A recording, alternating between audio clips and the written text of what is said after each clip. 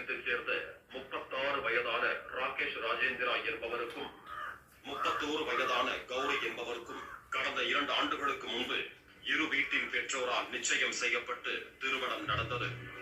இந்த நிலையில் கடந்த 27ஆம் தேதியன்று மாலை 5 மணியளவில் ராகேஷ் ராஜேந்திரா தனது வீட்டின் உரிமையாளருக்கு போன் செய்திருக்கிறார்.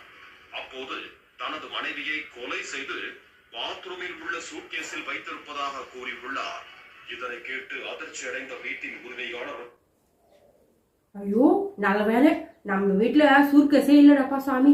கால் வேலையெல்லாம் என்கிட்ட வச்சுக்கிறாத. ஒத்த கால தனியா வெட்டிப்பிடி ஒண்ணு என்ன ஆற்ற 2 காலையும் வெட்டிப்பிடி வண்டி அப்புறம் வண்டி வச்சுதான் தள்ளிட்டு போனோம். சூட்கேஸ் இல்லையா? நம்ம வீட்டுல எங்க மாமனார் கொடுத்தா அண்டா இருக்குது. அண்டால பேக் பண்ணிட்டான். கண்ணமா பட்ட நான் இருக்குல்ல, கண்ணகி தலையா கண்ணமா பட்டியாங்கிற திங்க் பண்ணிக்க.